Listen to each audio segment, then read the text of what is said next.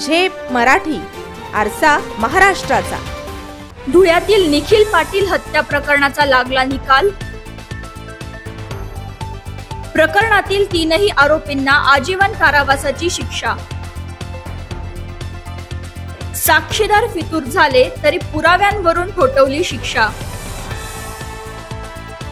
धुळे शहरातील मिल परिसरात 4 फेब्रुवारी 2022 रोजी घडलेल्या निखिल साहेबराव पाटील या युवकाच्या हत्या प्रकरणात आज 15 जुलै रोजी महत्त्वपूर्ण निकाल देण्यात आला। धुळे जिल्हा व सत्र न्यायालयाने या प्रकरणातील 3ही आरोपींना आजीवन कारावास व प्रत्येकी 5,000 रुपये दंड अशी शिक्षा सुनावली आहे।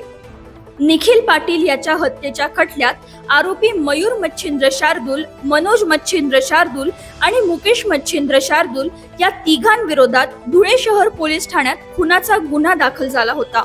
हे तिघे सध्या जामीनवर बाहेर होते।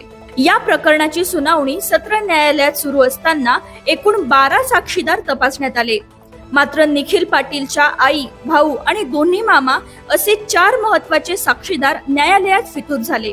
फितूर साक्षीदारांमुळे खटल्यात अडथळा निर्माण झाला असला तरी न्यायालयाने परिस्थितीजन्य पुराव्यांवर विश्वास ठेवत मयूर शार्दूल आणि त्याच्या दोन्ही भावांना दोषी ठरवले। या खटल्याचा निकाल प्रमुख जिल्हा व सत्र न्यायाधीश माधुरी आनंद यांनी सुनावला। त्यांनी 3ही आरोपींना आजीवन कारावास व प्रत्येकी 5,000 रुपये दंड अशी शिक्षा ठोठावली आहे। या निर्णयामुळे निखिल पाटीलच्या कुटुंबियांना न्याय मिळाला आहे। अशाच वेगळ्या आणि ताज्या बातम्यांसाठी पाहत रहा झेप मराठी, आरसा महाराष्ट्राचा। संपादक प्राध्यापक अनिल चव्हाण, धुळे।